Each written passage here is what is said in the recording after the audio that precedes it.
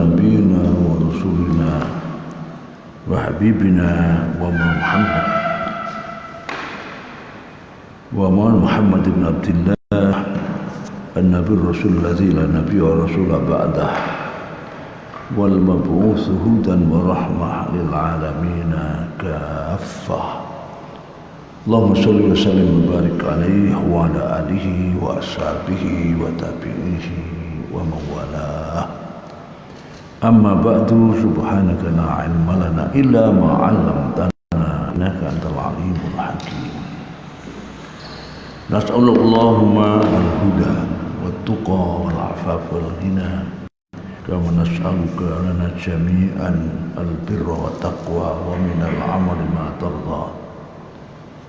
اللهم انفعنا بما علمتنا وعلمنا ما ينفعنا ونسألك إيمانا كاملا ويقينا صادقا وقلبا خاشعا ولسانا ذاكرا ودعاء متقبلا آمين يا آمين.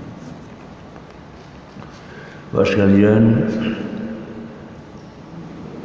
sungguh luar biasa Allah masih selalu beri hidayahnya kepada kita semua, melimpahkan rahmatnya, nikmatnya. Dan semoga kita tetap menjadi hambanya yang bersyukur, yang selalu bersyukur atas segala nikmatnya, hidayahnya dalam situasi yang bagaimanapun. Dan hari ini kita diizinkan kembali untuk hadir di rumah Allah suci dan mulia ini untuk niat baik kita ya, melangkahkan kaki kita dalam waktu kita ini diri Allah Subhanahu wa taala sebagai langkah talabul ilmi, langkah majelis ilmu ya, langkah yang insya Allah menambah rahmatnya, ridhonya dan barokahnya kepada kita semua ya. Amin. Kajian kita hari kita Sifatil Munafikin wa Ahkamihim, sifat-sifat orang munafik dan hukum mereka. Hadis 1765, hadis Zaid bin Arqam qala, hadis berasal dari Zaid bin Arqam, dia mengatakan kharajna ma'an Nabi sallallahu alaihi wasallam, kami pernah keluar mengadakan perjalanan bersama Nabi fi safarin, dalam perjalanan asaban nasu fihi syiddah, di mana orang saat itu mendapatkan kesulitan yang sangat. Faqala Abdullah bin Ubay li ashabihi, maka Abdullah bin Salul tentunya tokoh munafik itu berkata kepada teman mereka, la tunfiqu ala man 'inda Rasulillah sallallahu alaihi wasallam hatta yanfadhu min khawlina. Janganlah kalian memberikan infak, membantu ya, pada siapapun yang bersama Rasulullah itu sampai mereka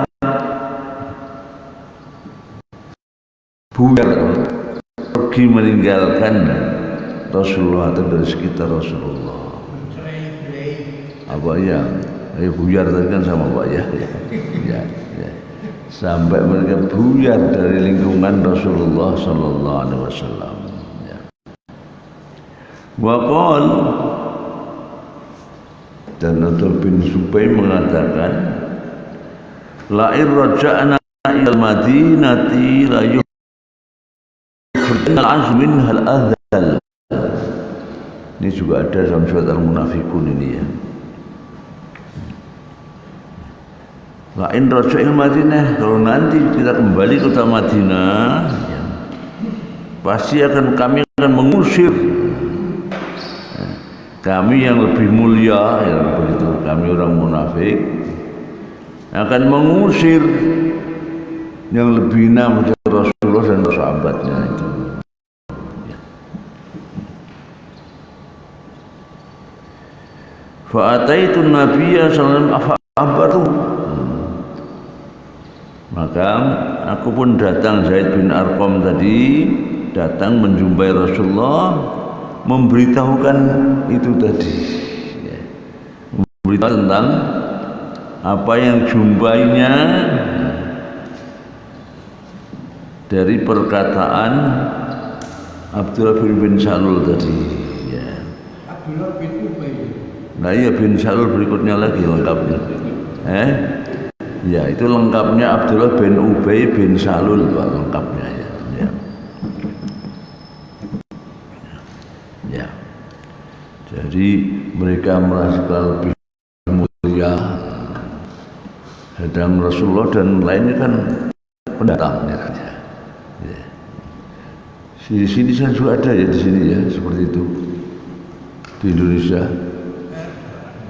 Waktu di Kalimantan perang. Apa? Di Kalimantan perang Dayak semua itu kan. Oh bukan Pak, sekarang ini ya. Islam kita Islam orang dari luar, Islamnya datang dari Arab. Ya. Jadi dianggap Islam penjajah kita ini. Bukan lagi gencar kan. Mereka menganggap mereka lah Islam asli Nusantara. Jadi Islam kita ini yang ikuti Nabi, itu Islam penjajah. Sekarang ada perpandangan seperti itu ke negeri kita ini. Dan sama dengan munafik tadi seperti itu ya. Mereka ini penduduk Medina, Rasulullah dan para sahabat itu berhijrah ke Madinah. Mereka kan pendatang. Makanya tadi kalau kami nanti kembali ke Madinah akan kami usir mereka. Seperti itu ya. Kita belum sampai mengusir, tapi sudah ada yang seperti itu. Ya. Jadi Islam kita karena Islam dari Arab dan luar. Ya. Jadi Islam yang menjajah ke Nusantara, yang asli itu ya Islam yang dari sini. Ada nggak Islam dari sini itu? Hah? Ya. Ya Hindu Buddha itu ya yang asli Nusantara ya. Ya. Ini aneh kan yang di dalam memecah belah kita itu macam-macam ya. Ya. Dianggap Islam penjajah, Islam yang datang dari luar, bukan penduduk asli sini ya. Ya. Fa akhbartuhu, jadi tadi Zaid bin Arqam ini beritahu Rasulullah tentang ucapannya tadi, sikapnya orang munafik itu. Fa arsala ila Abdullah bin Ubay fasa'alahu. Maka Rasulullah pun mengutus salah seorang sahabat untuk menemui Abdullah bin Ubay bin Salul tadi. Fasa'alahu, maka utusan bertanya kepadanya, benarkah tadi itu kira-kira begitu? Ternyata apa katanya? Fastahada biyaminihi ma fa'al. Maka dia bersungguh-sungguh dengan sumpahnya untuk tidak melakukan itu. Jadi Abdullah bin Salul ini bersumpah, saya tidak mengatakan itu kepada utusan Rasulullah ini.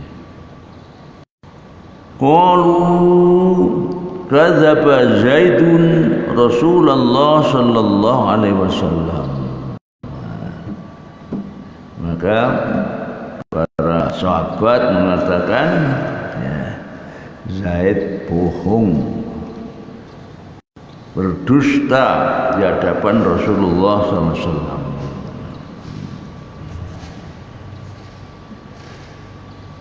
Fawaqa'a fi nafsi mimma qalu siddatun.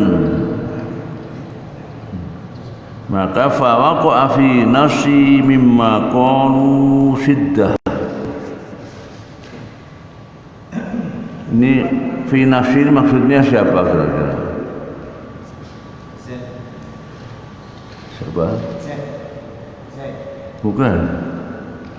Maka diriku merasa sempit karena apa yang mereka katakan. Oh, karena dia memberita itu terus apa namanya dia membantah itu ya. Jadi Zaidnya itu dengan bantahan si siapa Abdul Bay itu dia kan merasa seakan-akan dia dipojokkan ya. Nah, ya, ini kemarin ya, dia falah ya turunnya lama lewat apa namanya WA dasar WA kemarin minta lagi kita bertanya lagi. Ada seorang laki kira-kira usia 60-an tahun ya, 60-an tahun atau kurang sedikit lah karena belum pensiun guru dia. Ini ngadukan kepada saya bahwa istrinya itu mengajukan gugatan cerai. Boleh. Boleh. Apa? Boleh. Ya nanti dulu Pak ya. Kalau gugatannya tidak beralasan dapat laknat itu. Seorang istri minta cerai atau gugat cerai, kok alasannya tidak sampai membolehkan, itu dilaknati. Ya. Nah, ini sudah ngajukan ke pengadilan agama. Nah, suaminya tidak ingin bercerai, dan kalau bercerai kan dia kan pegawai negeri, PNS itu kan harus sekarang hampir seperti tentara itu harus izin atasan segalanya itu. Nah, dia minta kepada istrinya supaya mencabut gugatannya itu, cabut gugatannya. Ternyata istrinya mau mencabut itu. Syaratnya apa? Syaratnya kamu harus menceraikan aku di hadapan anak-anak, dan itu sudah ketiga kali. Jadi ini kan aneh ini ya. Berarti memang sudah pernah menceraikan 2 kali, mengucapkan ceraikan dan 2 kali ya. Jadi kalau dia dipaksa untuk dia mau cabut tapi ceraikan saya di depan anak-anak, kan aneh itu ya. Bukan mencabut itu ya. Padahal sebenarnya gugat cerai itu khulu dalam Islam itu khulu itu sebenarnya hukumnya sama dengan bain ya, saat hati ya. Jadi ke mana ke PA itu dulu soalnya pernah mengucapkan juga ucapan 2 kali cerai itu. Jadi kalau ini dikabulkan pengadilan otomatis sudah bain juga kan, bain karena khulu ya. Nah kalau dia mau memenuhi syarat istrinya kan mencari yang ketiga, bain juga tentunya. Jadi dibusui sama istrinya. Alasannya apa? Nggak tahu, nggak bisa jelaskan, nggak bisa jelaskan ya. Saya tanya alasannya apa, kita lihat dulu. Ya. Nggak tahu lah. Atau mungkin punya pil. Ya. Ya, akhirnya saya beri saran ke sudah ikuti terus aja pengadilannya gimana sebaiknya. Karena saya pernah membaca juga keputusan PA itu gugatan cerai, tapi tidak dihitung bain. Ya. Jadi masih 2 kali aja namanya itu. Nggak tahu pertimbangannya apa. Padahal khulu itu mestinya kan sama tolak 3 kali, jadi lebih mandi dari talaknya suami. Dan mungkin juga karena persyaratannya mungkin tidak memenuhi syarat juga ya. Tapi di undang-undang perkawinan memang gitu ya. Apa? Di undang-undang perkawinan itu siapapun yang Nah, iya. mengajukan cerai secara sah. Saya bilang ya, Bapak nggak usah yang buat cerai kan istri Anda bukan Anda. Kalau Anda mencari istri itu kamu harus dapat izin dari atasan. Malah adukan ke atasanmu bilang gitu. Pengadilan ikuti saja kayak apa. Kalau nggak memenuhi syarat pasti tidak dikabulkan nanti ya. Teruskan aja. Tapi kelihatannya kok apa ya? Kayaknya memang dia nggak mau cerai gitu. Atau apa pertimbangannya apa? Kok menurut saya kok nggak berani tegas. Sudah mendekati pensiun juga kan, sudah mendekati 60, guru 60 kan pensiunnya. Jadi kok nggak tegas gitu ya. Dari candi sana ternyata orangnya. Terakhir Pak mohon jawabannya segera karena saya telepon. Ya, di sini tadi orang lebih kayak itu Zaid bin Arqam ini merasa dipojokkan oleh si Dzulkarnain karena dia berdusta tadi kan. Bahwa kafinah maqalu siddatan hatta anzalallahu azza wajal tasdiki fiyya. Tasdiki fi dalam ayat ini maksudnya. Jadi yang merasa dapat beban dirinya karena Abdullah bin Ubay bin Salul kok mau bersumpah tidak melakukan itu. Sampai akhirnya Allah menurunkan ayat yang membebaskan dia. Ya. Tasdiyah membenarkan pernyataan Zaid bin Arqam itu. Yaitu apa? Surat Al-Munafiqun ini awal ayat idza ja'akal munafiqun dan seterusnya. Ya.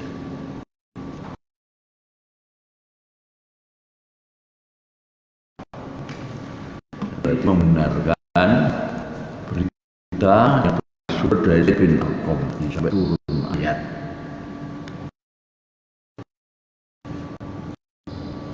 Faqam Nabi liyastaghfira lahum wa ta'ahum Nabi sallallahu alaihi wasallam lahum. Maka Rasulullah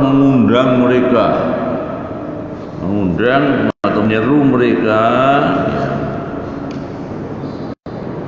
agar beliau memohonkan ampun untuk mereka semua itu.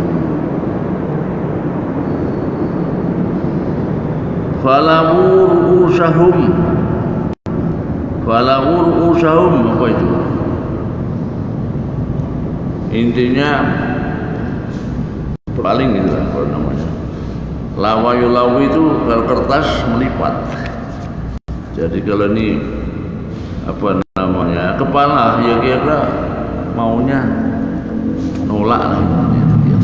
Jadi hati-hati apa apa? Malaikat ya. Jadi menolak maunya. Ya.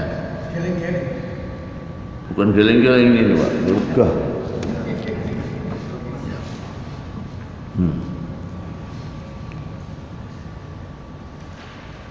Wa qawluhu khusyubun musannadah, dan juga turun lanjutan ayat tadi ada khusyubun musannadah. Khusyub itu apa? Jamak dari khosyab. Khosyab itu apa? Khosyab itu kayu. Musannadah ya, tempat bersandar. Ya, artinya khusyub itu adalah kayu tapi yang lembaran. Tentu kalau bersandar kepada kayu yang tipis itu kan tidak kuat kan. Jadi munafik itu tidak ada sandaran yang kuat.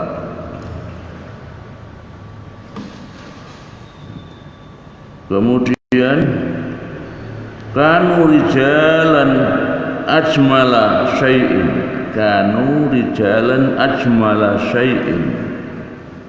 Mereka semua adalah orang-orang laki yang ajmala syai'in, makna harfnya yang paling ganteng gitu.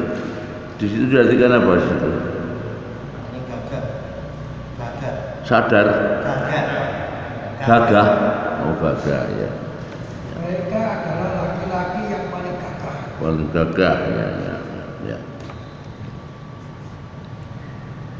Akhrajul Bukhari fi kitab tafsir, yaitu idza ja'akal munafiqun, ayat 3 tadi. Bab Allah Ta'ala wa dzalika fa annahum amanu summa kafaru.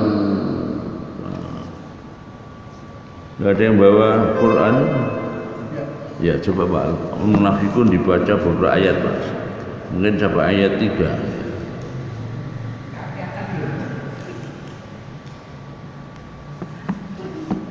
Idza ja'aka munafiqun nasyhadu bi annaka Rasulullah ya. Munafik surat 62 setelah surat Al-Jum'ah.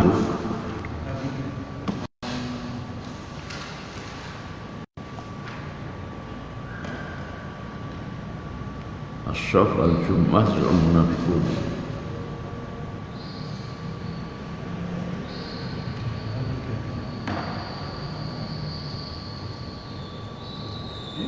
Artinya di atas ada nomor surat itu kan ada nomor biasanya. Nomor 63.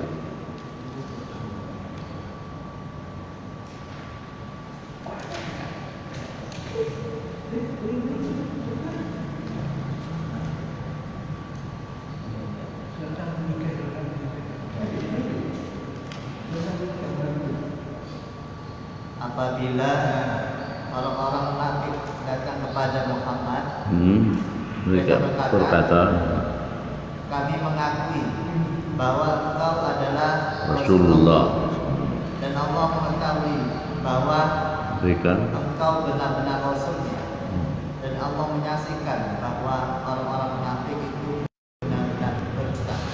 Dusta. Berikutnya, Mereka menjadikan sumpah mereka sebagai lisan, lalu mereka halang-halangi manusia dari jalan Allah. Sungguh betapa buruknya apa yang telah mereka kerjakan. ya, terus sampai khusyuk mujannadah. Terus Yang demikian itu karena sesungguhnya mereka telah beriman, kemudian menjadi kafir, maka hati mereka dikunci sehingga mereka tidak dapat mengerti. ya, Dan apabila engkau melihat mereka, tubuh mereka mengagumkan, dan jika mereka berkata, engkau dengarkanlah tutur katanya, mereka seakan-akan kayu sandal. apa kayu bersandar ya. Jadi Mereka mengira bahwa setiap teriakan ditujukan kepada mereka, mereka itu musuh yang sebenarnya. Maka waspadalah terhadap mereka. Semoga Allah membinasakan mereka. Bagaimanakah mereka dapat dipalingkan dari kebenaran? ya sudah cukup ya. Jadi intinya tadi ya, mereka mengaku pura-pura kau Rasulullah dan sebagainya ya. Tapi sebenarnya hatinya tidak ya. Maka Rasulullah, Allah bersaksi mereka itu bohong semua. Kemudian tadi yang dia serupakan dengan kayu tadi, tempat bersandar tadi, itu maksudnya itu adalah apa namanya, dalam bahasa Arab amsal. Amsal itu jadi penyerupaan. Jadi suatu hal yang maknanya, kalau maknanya makna rasional, kan perlu divisualkan. Tak ubahnya itu seperti kayu yang tipis tadi, kok dipakai bersandar, tentu gampang patah. Nah, argumentasi orang munafik itu hanya seperti itu, nggak benar.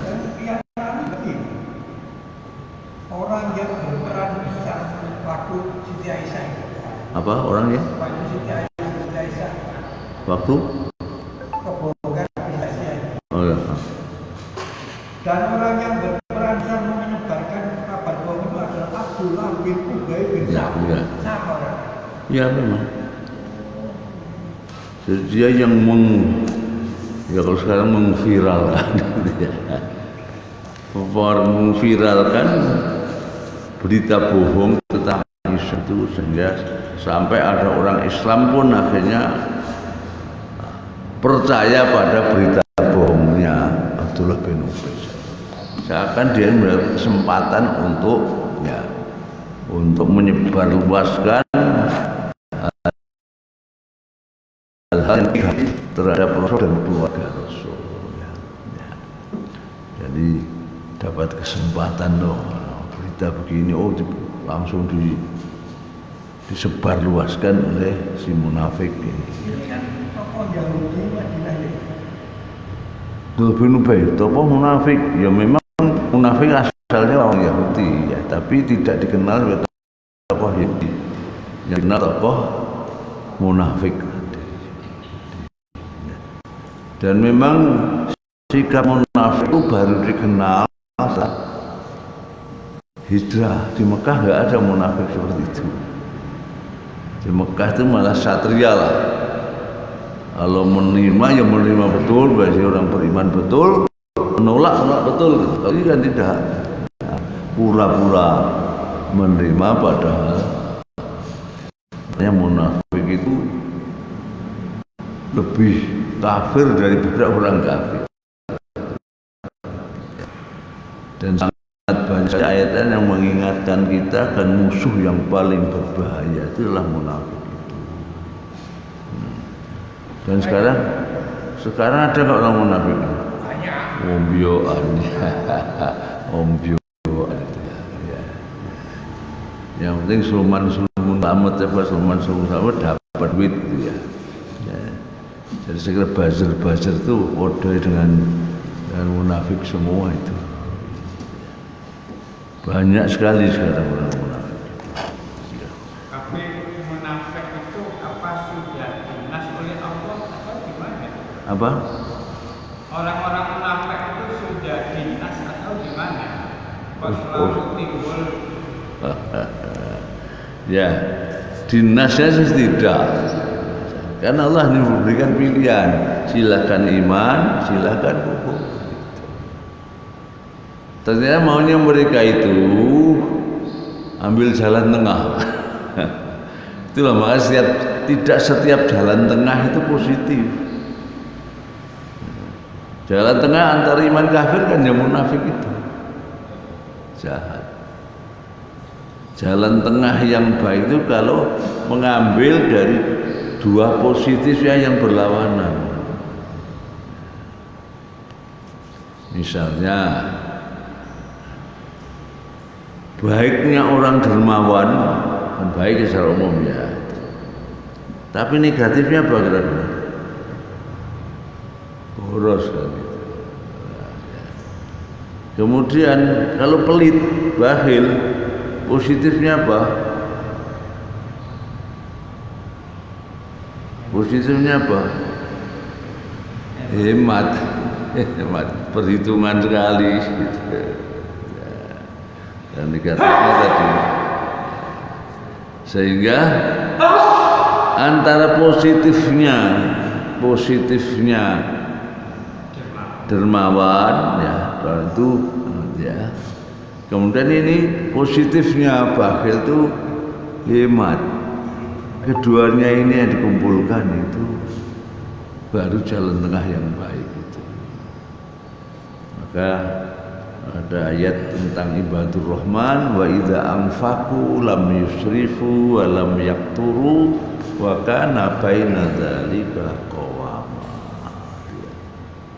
Berinfak ya. Dermawan sekali, tetapi memperhitungkan dirinya sendiri sampai dihabiskan diri sendiri nggak dapat apa-apa. Ya. Jadi ada yang dihemat untuk keperluan sendiri. Jadi akhirnya tidak pelit tapi juga tidak boros. Jadi negatif hanya yang dibuang. Munafik tadi maunya tidak seperti itu. Maunya selamat ya. Selamat selamat dapat, tapi dapatnya materi dunia intinya. Ya. Ayat tentang tidak boleh mensolati orang. Tidak boleh? Mensolati orang. Oh iya. Ya itu surat At-Taubah juga ya. Ya. La tusalli karena mensalati ini turunnya dulu ketika meninggal. Ya. Salah seorang anaknya minta pakaian Rasulullah untuk dikafankan pada Allah mengizinkan dikasih. Berikutnya ternyata masih minta lagi, yaitu apa? Minta ini disolati oleh Rasulullah. Maka turunlah solat apa larang, la takum atau sholli ala min mata abad wala takum ala qabri innahum, apa lanjutannya itu ya, kafaru, alhamdulillah kalau nggak salah gitu ya, surat Taubah itu. Langsung Rasul dilarang untuk mensolatkannya dan jangan berdiri atas kuburnya, tinggalkan saja. Jadi berkaitan langsung dengan Abdullah bin Ubay bin Salul itu. Ya. Sehingga sekarang ya, ada juga yang tapi jadi ribut sekarang. Kenapa? Yang satu mengatakan tidak munafik, yang satu mengatakan munafik. Maunya nggak usah disolati karena munafik. Tapi ada juga yang menganggap tidak munafik. Ya, karena kalau itu dari Rasul kan pasti ya tinggalan. Nah, sekarang nggak ada Rasul kan, malah podo wanune kira-kira begitu. Ya. Jadi saling apa namanya, saling pertahankan pendapatnya sendirilah. Ya. Ini tirat tasfiyah tentang munafik ini ya, surat munafik. Kemudian ini surat zalak wa annahum amanu tsumma kafaru. Amanu ini sebenarnya memang bukan iman yang sebenarnya, hanya berpura-pura iman kemudian memunculkan kekufuran yang nyata ya. Baik, hadis nomor 2 1766. Hadis Jabir radhiyallahu anhu qol. Hadis bersumber Jabir radhiyallahu anhu. Ya.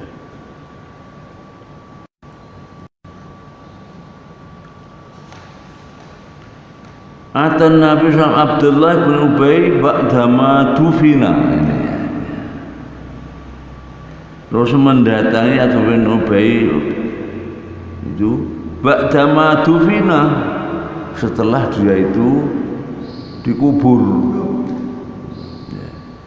Fa akhrajahu maka berarti dibongkar kuburannya ya. Fa nafatha fihi min riqihi wa albasahu qamisahu. Maka apa namanya, nafatha itu apa? Bul nafata yang fusul ya. Fihi min rikihi. Rikihi itu ya kayak kalau kita dukun jopa jabu itu. Wa albasahu qamisahu. Tapi ternyata Rasulullah juga memakaikan apa pakaiannya kepada itu. Ya. Coba itu gimana terjemahnya di situ? Nabi datang kepada Abdullah bin Ubay setelah ia dikuburkan. Maka beliau mengeluarkannya lalu meludahinya dengan ludahnya. Dan beliau memakaikan gamisnya padanya. Pakai gamisnya ya. Ini kok aneh ya, padahal kalau yang saya sampaikan tadi itu ya, Terus sebelum dikubur itu anaknya pernah minta pakaian Rasul untuk dikafankan. Kalau ini kan ceritanya beda ya. Sudah dikubur, dibongkar, kemudian Tapi diubah. kalau penjelasannya lebih tinggi ya. Apa? Penjelasannya setelah dikuburkan ya itu setelah jenazahnya diturunkan ke liang lahat, baru diturunkan. Sudah diturunkan ke? Belum ditimbun. Oh, belum sampai ditimbun. Jangan Iya, apa. iya. Ya mungkin saja karena apa tadi anaknya minta anaknya tadi. Hadis berikutnya. Apa? Hadis berikutnya Oh itu ya, berikutnya ya. Ya. minta anaknya. Ya. Akhraj Bukhari fi Kitabul Janaiz babul kafan fil qamis alladhi yaqufu aw la yaqufu. Jadi babnya tentang kafan dengan pakaian tadi atau dengan apa jubahnya mungkin nggak tahu dulu ya. Kemudian apakah itu diberikan tidak intinya begitu. Kafa yakufu. Ya, yang mati ini Abdullah bin Ubay yang Saul itu. Nah, yang apa? Abdullah bin Saul itu. Ya. Meninggalnya kapan? Ya meninggal masih Rasul masih ada. Itu padahal sebenarnya ya anaknya itu ada yang benar-benar seorang Muslim. Atau di sini dia apa enggak ya? Yang anaknya minta izin kepada Rasulullah untuk membunuh bapaknya. Karena tahu persis bahwa bapaknya munafik, musuhnya Rasul. Sehingga minta izin kepada Rasul agar dia siap membunuh bapaknya. Kira-kira gimana jawaban Rasul? Rasul tidak mengizinkan. Tidak mengizinkan. Ya.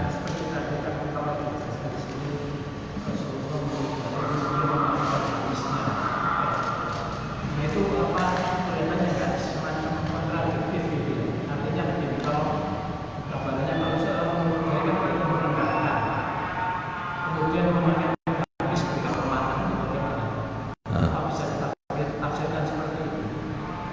Kalau Rasulullah memulai kemudian memakaikan habis, apakah kontradiktif antara kedua? Nah, iya, makanya kita baca berikutnya yang kita ganti ya. Ya, selama ini yang saya pahami itu. Jadi belum dikuburkan, kemudian Rasulullah memberikan itu. Nanti berikut.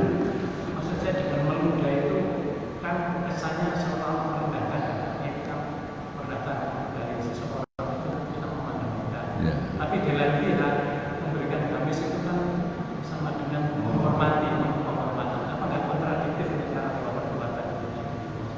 Ya, coba kita lanjutkan dulu ya.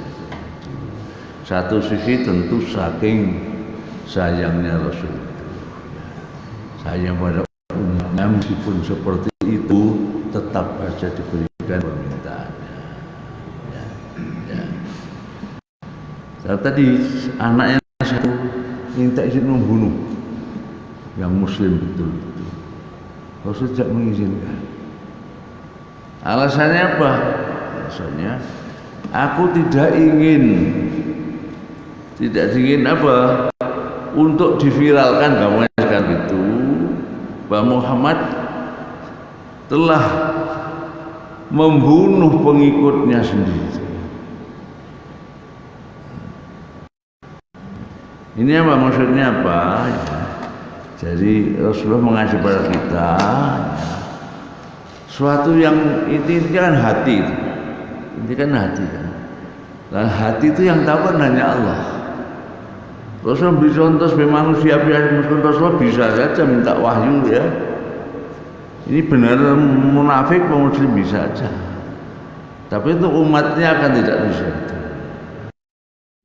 Sehingga mengajak kepada kita, wajiban kita itu hanyalah berdasarkan kalau sekarang istilahnya bukti material. Abdul Mumin itu bersyahadat juga tiap hari kalau di Masjid Nabawi juga ikut masjid lainnya. Jadi lahiriahnya memang seorang muslim. Rasulullah sendiri ternyata melakukan itu. Sampai akhirnya karena masih mau mensolatkan, turun ayat langsung dari Allah. Baru tidak mau mensolatkan. Saya lupa nama ayatnya berapa itu di surat Al-Munafiqun juga ya. Prof, sekarang ini banyak peristiwa pembunuhan. Setelah dikubur beberapa hari dibongkar lagi untuk diotopsi dengan dalih penyebab kematian itu apa yang sebenarnya. Itu hukumnya gimana? Ya, kalau memang benar-benar bahwa kematiannya itu memang diduga ada faktor kejahatan sehingga itu dia dibolehkan. Karena itu yang satu maunya membuktikan betul mati secara alami atau dia sebenarnya dibunuh. Kalau seperti itu darurat namanya Pak, itu boleh saja. Jadi maunya kalian itu seperti itu. Jadi nggak percaya pada. Misalnya ada yang ditahan di polsek atau mati kan ada kan meragukan itu betul mati alami apa disiksa atau diracun dan sebagainya.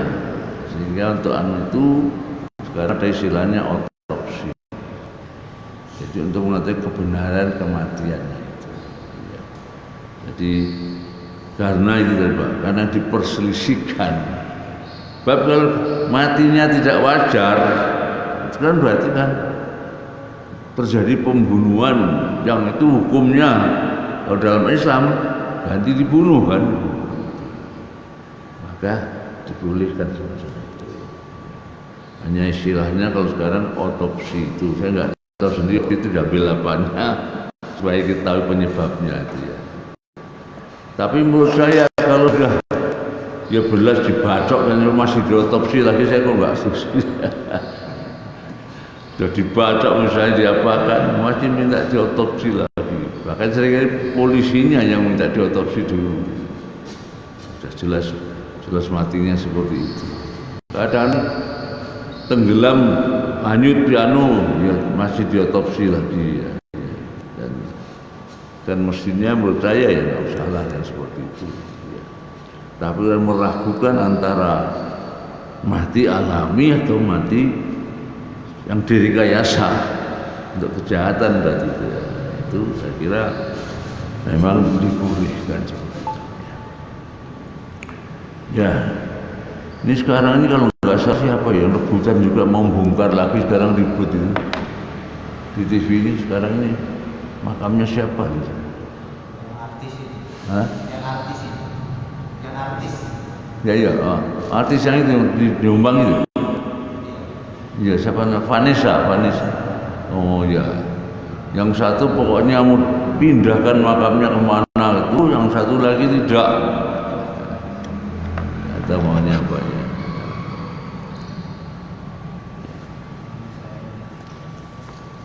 Dulu Bung Tomo itu kalau nggak salah juga dibawa pulang itu ya. Ya, ada tidak pemakaman di. Iya, di sana. Ya. Jadi mesti malah biar di sana mestinya ya, kok malah dibawa pulang. Ya. Karena juga ada orang yang memang itu haji itu ingin mati di sana itu juga ada. Yang bisa mati di sana. Ya. Saya pernah punya jamaah Linda Jaya itu ya. Suami istri. Suaminya sakit-sakitan. Ternyata waktu di Mekah yang mati itu malah yang merawatnya istrinya. Jadi istri yang merawat malah mati. Kemudian suaminya ya sakit-sakitan, tapi sampai pulang hidup. Dan setelah di sini baru meninggal di sini. Di makaman itu yang makam besar ke arah Enjeran tuh. Yang rumahnya dekat sana. Ya, apa namanya, makam apa itu namanya itu? Bukan Krukah, ya, Krukah bukan ya. Hei, kalau kuburannya di Mekah itu di mana? Kan nggak ada kuburan. Mekah. Yang kalau tinggal di Mekah waktu haji itu. Ya di Ma'la itu. Ada. Konon kan di gubuk gitu. Apa? Artinya nggak ada kuburan seperti itu. Ada. Ada identitas. Saya berkali-kali mengantarkan. Termasuk yang Pujo Sakti itu. Ya. Pujo Sakti PD itu saya mengantarkan ke Ma'la. Tapi nggak bisa dilacak kuburannya. Ya apa? Artinya kuburannya nggak bisa dilacak. Mau jarang itu nggak bisa. Ya, memang itu dipindahkan, entah dari tulang dipindah itu. Jadi yang di Ma'la itu kuburannya terowongan sudah beton. Jadi tidak terbuka, artinya lubang untuk masukkan saja. Jadi orang yang ada di dalam itu ya menerima ini dimasukkan, baringkan, terus dibun, ya hanya ditutup tadi yang tempat masukkan ditutup. Nanti setelah sekian tahun mungkin itu ambil tulangnya dipindah, dipakai lagi. Yang di Ma'la. Dan saya pernah ngurus ya, karena ada seorang dokter, profesor dokter dan dokter. Itu juga gitu ya. Istrinya juga dokter spesialis di Semarang. Waktu wukuf itu kan bulan Juli Agustus panas sekali itu. Banyak semprot itu kan. Nah, dia itu sampai mengukur itu. Ada alat ukurnya. Kalau sekian kemudian disemprot itu biasanya membahayakan juga. Ya. Ternyata begitu selesai wukuf, ya, sudah tawaf ifadah, kemudian mau istirahat di hotel waktu itu. Kemudian istrinya mau cari oleh-oleh untuk anak-anaknya atau keluarganya. Bapaknya istri yang dokter juga itu ternyata meninggal masih membawa Quran terjemah di terus saya saat itu waktu itu saya meminta agar bisa disalatkan di Masjidil Haram saat itu, dan istrinya minta begitu. Tetapi ternyata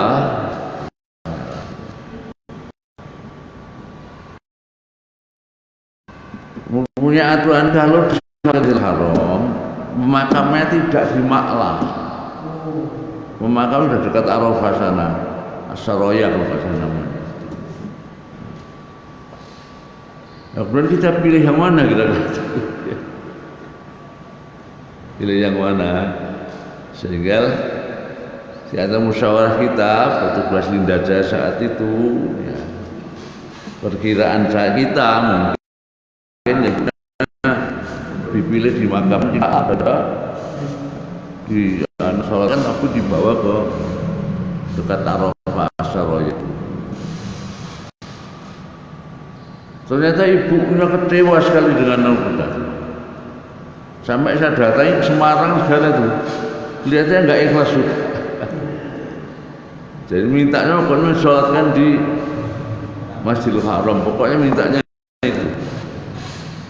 Nah, kita sama itu bukan keinginan kita, kebijakan di sana seperti itu. Toh nanti kalau dimakan Ma'la nanti akan diangkat lagi kan, dari tulang-tulang dipindahkan. Ternyata ya sampai saya datang di sana itu kelihatan ikhlas, menyalahkan kita. Saya melihat bahwa orangnya husnul khotimah, ini katanya habis haji baru bersih kan, bersih tawaf, ifadah selesai balik dan habis dosanya itu. Ya. Tapi ternyata istrinya kok kecewa dengan hasil musyawarah kita itu. Prof, kalau ada orang ingin meninggal di Mekah waktu haji, Ya. itu apakah predikat husnul khotimah itu melekat? Ya. Sebenarnya kan ada hati juga itu ya. Yang nadanya melarang minta mati. Itu kan saya minta mati di Mekah kan. Ada yang melarang itu jangan minta mati. Tapi kalau minta yang mati yang husnul khotimah gitu. Jadi bukan mintanya biar mati di sana dan sebagainya. Tapi memang di antara kita tidak sedikit yang seperti itu. Malah ingin buat mati Mekah tapi malah gak mati-mati. Apalagi dulu itu yang setiap tahun kan bisa haji kan dulu asalnya. Kemudian ada duit, ada yang bolak-balik itu gak mati-mati. Jadi ada larangan seperti itu. Jangan minta mati. Mintalah husnul khotimah, jangan minta matinya. Tapi minta dua-duanya. Apa? Minta usul khotimah nikah. Oh, dua-duanya ya.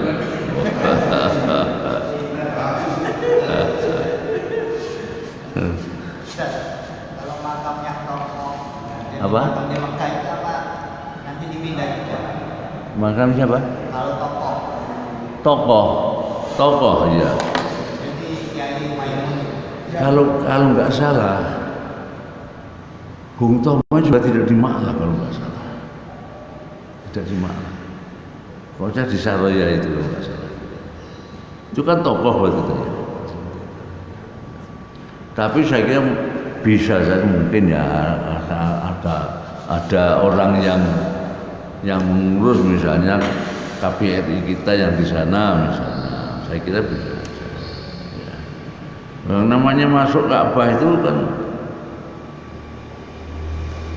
anaknya Pak Harto kan ikut semua waktu itu. Jokowi kan dengan anaknya apa enggak Jokowi dulu waktu itu? Ya. Jadi padahal kita meragukan kan, waktu itu meragukan keislamannya. Ya. Tapi karena jabatannya presiden, bisa keluarganya ya bisa masuk juga. Itu masuk Ka'bah ya. Barangkali kurang lebih pemakaman juga seperti itu. Jadi dulu Mbak Tutut apa itu sudah biasa masuk Ka'bah itu. Dan jadi tamunya raja yang tinggalnya di sebelahnya Masjidil Haram itu, di atasnya Masjidil Haram itu. Jadi konon ini kok dari dulu itu ikut masuk Ka'bah. Wah, Ini cerita ini. itu hadis maudhu tuh.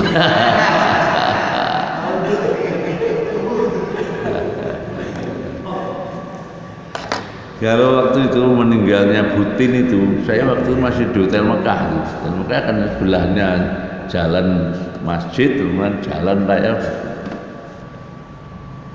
Itu saat itu berkembang katanya kok matinya tertembak katanya. Iya.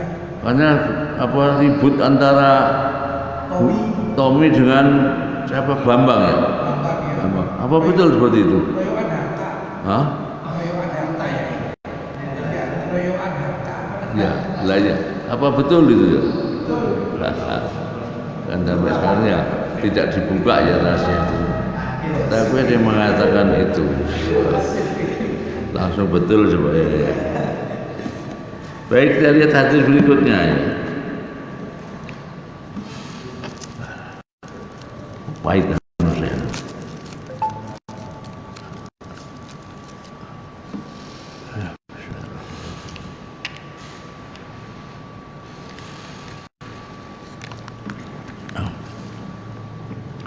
Hadis Ibnu Umar radhiyallahu anhuma. Hadis bahasa Ibnu Umar radhiyallahu anhuma itu maksudnya ya bahwa Allah ridho pada dia dan bapaknya yang Umar gitu. An Abdullah bin lamma tufiya ya. Ini penjelasan lebih rinci. Bahwa Abdullah bin Ubay setelah mati, setelah wafat, ja'a ibnuhu ila Nabi. Maka datanglah seorang anaknya kepada Nabi, faqal, ya Rasulullah, a'tini qamisaka, ya, ukaffinuhu fihi, ukaffinuhu fihi. Ya Rasulullah, berikan kepadaku ya salah satu pakaianmu agar aku gunakan untuk mengkafani bapaknya ini. Wasalli alaihi wastaghfir lahu, dan salatkanlah ya Rasulullah bapakku itu dan mohonkan ampun untuknya. Fa'atahu Nabi qamisah, maka Rasulullah memberikan dari permintaan tadi diberikan. Faqal adzinni usalli alaihi fa'adzanahu, izinkan aku mensolatkan bapaknya itu. Maka Rasulullah pun mengizinkan anaknya mensolatkannya. Falamma arada yusalli alaihi jazaba Umar radhiyallahu anhu, maka setelah anaknya mau mensolatkan bapaknya itu, Umar menariknya, jadi tidak membolehkannya.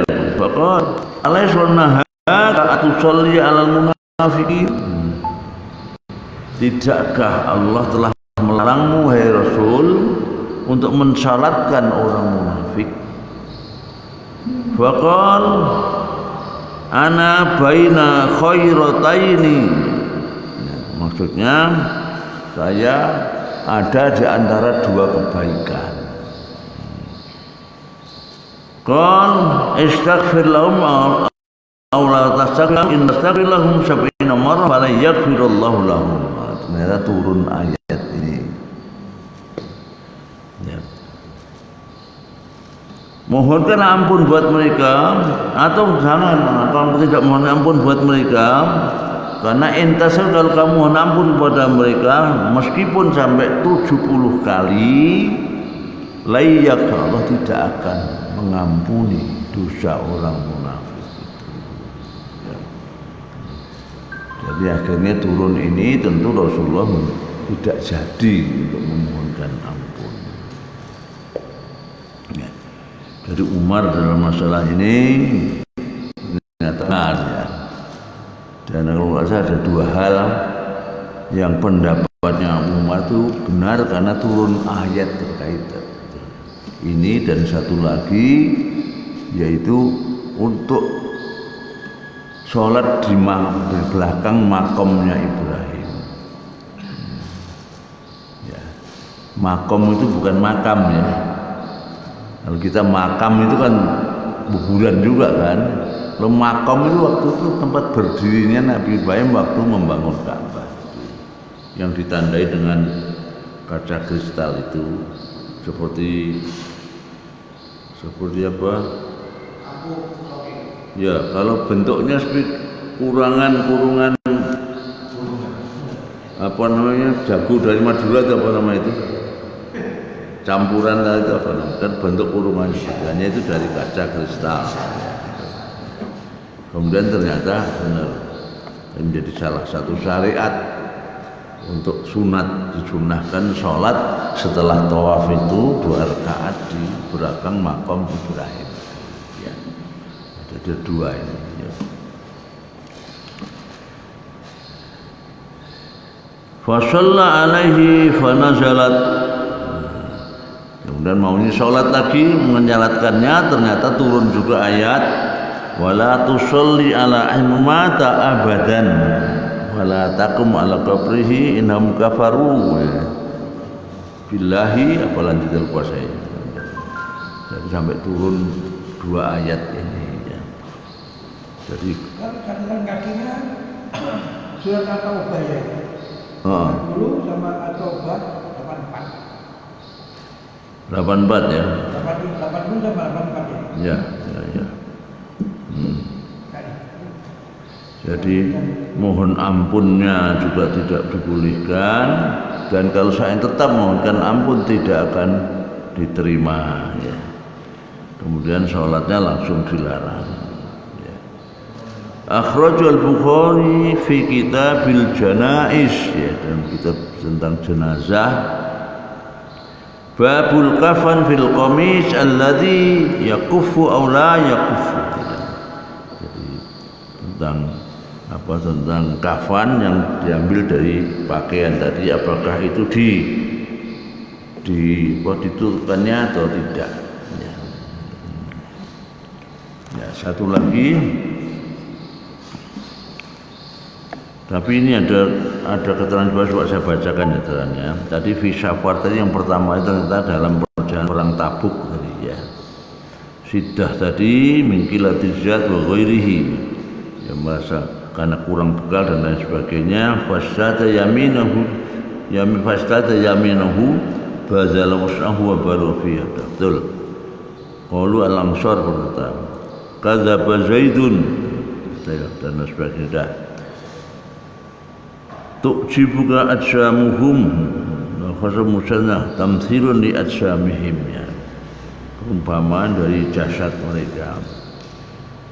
Ba'dama tufina tulia fi khufratihi wa kana ahlu khashaw ala nabi al-masyaqah fi khudurihi wa badaru ila tajhizi qabla wusulihi alaihi salatu wassalam wa sallallahu wajatum qad dalluhu fi khufratihi fa amram bi ikhraji. Ini ada keterangan di bawah tadi, perpaduan antara tadi kan anaknya minta ini sebelum dimakamkan tadi, kemudian Allah Rasul memberikan ya. Yang satu kan tidak, sudah dikubur, yang ternyata bukan dikubur, ya memang sudah mau ditaruh di bawah tapi belum sampai ditimbun, kemudian diangkat, pakaian Rasul diberikan. Jadi jalan tengahnya itu Abdul bin Ubay, saya kira bisa baca, terkenal tokoh munafik dari Madinah ya. Hadisu Abdullah bin Mas'ud radhiyallahu anhu. Dia berkata, istama indal bait Qurasiyani wa Thaqafiyun, bertemu atau berkumpul ya di samping Ka'bah dua orang Quraisy dan satu lagi orang Thaqafi, suku Thaqafi. Au Thaqafiyani wa Quraisy, atau dibalik, dan dua orang dari suku Thaqafi dan satu orang dari suku Quraisy. Kathiratun syahmu butunihim. Ini ternyata syahm itu adalah lemak. Jadi lemaknya banyak perutnya, jadi perutnya gendut kira-kira begitu. Itu artinya apa itu? Perutnya gemuk. Ya, gendut itu ya. Qalilatun fikhu qulubihim, qalilatun fikhu qulubihim. Ya, qulub itu kan sering diartikan hati ya. Ini kembali, ini maknanya akal di sini. Qalilatun fikhu qulubihim. Jadi apa namanya, keagamanya gampangnya, keagamanya tipis lah gitu. Diartikan apa itu? Hati. Tetap hati kan. Hatinya berpengetahuan sedikit. Hatinya? Berpengetahuan sedikit. Berpengetahuan ya. Soalnya akalnya ini tentang agamanya sangat tipis ya. Faqala ahaduhum, maksudnya berkata, atarawna anna Allah yasma'u ma naqul. Apakah kamu berpendapat ya bahwa Allah mendengar apa yang kita katakan ini? Qala al-akhar, bukan. Qala al-akhar, betul akhar ya. Maka berkata yang lain berkata, yasma'u in jaharna wa la yasma'u in akhfaina. Waduh. Kalau kita berkata terus terang dia akan dengar, tapi kalau kita rahasiakan nggak dengar katanya. Jadi Allah dianggap seperti itu. Wa qala al-akhar in kana yasma'u idza jaharna fa inna yasma'u idza akhfaina. Yang satu lagi, lah kalau terang-terangan Allah mendengar, kita rahasiakan juga mendengar. Fa anzalallahu azza wa jalla wa ma kuntum tastatirun ay yasallu sam'ukum wal absarum wala juludukum. Ini dalam surat Fussilat ayat 22. Wa ma kuntum tastatirun, dan tidak mungkinlah kamu untuk menyembunyikan, bersembunyi lah tasawuf. Ayyashhada alaikum sam'ukum, karena pendengaranmu itu kan menjadi saksi pada kamu, saksi yang merugikan, memberatkan karena alam. Juga absarukum, matamu, dan juga juludukum. Julud adalah kulit. Jadi maksudnya apa? Ya. Jangankan Allah, kira-kira begitu. Kulitmu sendiri, pendengaranmu, penglihatan itu kan menjadi saksi apa yang kau rasakan itu. Jadi tentu Allah Maha Tahu. Akhrajul Bukhari kitab tafsir surat Fussilat bab qul wa dzalikum dzannukum, itulah dugaan kalian. Beda dari orang, ada 3 orang, tapi di perbedaan yang 2 Quraisy, yang 1 Quraisy, atau sebaliknya. Intinya mereka ngomong-ngomong, kalau kita ngomong diam-diam Allah dengar atau tidak. Ternyata yang mengatakan, oh kalau kita diam-diam nggak tahu, nggak dengar. Kemudian kalau kita terang pasti dengar. Ternyata yang satunya seperti itu, satunya masih dengar. Maka turunlah ayat itu. Tidak ada yang rahasia dari Allah. Tidak akan bisa bersembunyi dari Allah. Ya. Ini rasanya apa? Apa? Kubur rasanya. Iya, rasanya betul, rasanya. Ya. Awak bisik-bisik dengar ke Allah kalau itu. Ya. Yang mungkin nggak dengar kan itu. Ya. Kan kurang asem jadinya. Maka turunlah ayat itu, ya, bahwa kamu tidak bisa bersembunyi dari Allah. Ya. Semua pasti Allah tahu. Ya. Kalau sekalian, saya kira ini kajian kita hari ini ya, sampai 7:30 ya, dan ada hikmah yang kita ambil dan juga pahala berkah daripada mengkaji sabda Muhammad SAW, yang ini sabda yang kira-kira yang paling sahih.